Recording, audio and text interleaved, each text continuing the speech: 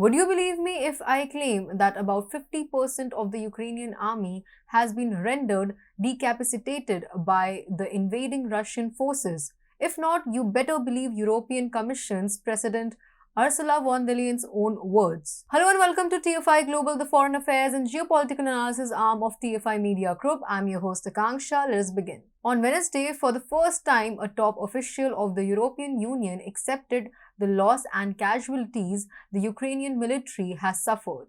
Until now, Ukrainian forces have been portrayed as sort of immortals who keep killing Russians and move ahead on the battlefield.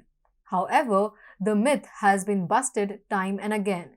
Western media and forces have painted the Russian army as unable to stand in front of the Ukrainian army. However, the truth is totally different.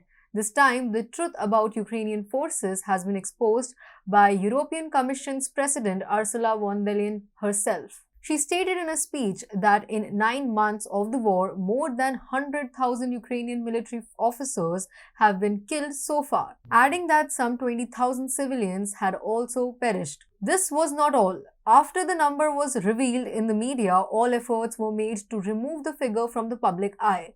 The part of her speech where she mentioned the death toll in Kyiv quickly vanished from the text on the website of the European Commission. Additionally, it was removed from a video of the address that was posted on the website and from von der Leyen's Twitter page. Some media outlets and social media users who examined the two versions of the videos spotted the altering. Previously, in mid-April, Zelensky had said that the number of dead Ukrainian soldiers was 2,500, while around 30,000 Russian soldiers were gunned down. Now it turns out that it was a part of Ukraine's psychological warfare against Russia. Serhiy Lapko, a Ukrainian military commander fighting on the front line, was recently quoted by Washington Post as saying, Kyiv was deliberately not acknowledging the death of Ukrainian soldiers at the front line to protect morale among troops and the general public. He further told on Ukrainian TV, we see that there are no losses, there's no truth. Frankly speaking, Ukraine's loss in the war was inevitable and also a foregone conclusion.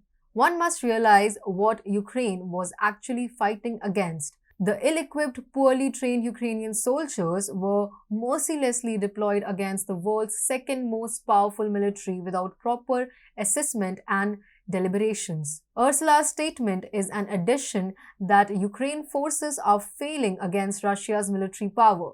It threatens the propaganda the bloc and countries have split to the European public till now to justify their financial and military support to Ukraine. All the lives could have been saved had NATO not pushed Ukraine into war.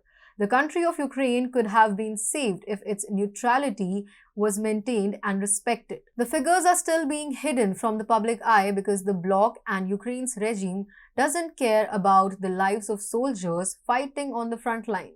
What matters to them is how they fuel the war against Russia. Further, Ukraine is just the face of the war and the real war is going on between US and Russia. And we all know that both won't stop till a result is reached. At this point in time, Ukraine and European bloc should be reminded of writer H.G. Wells's historical lines, if we don't end war, war will end us.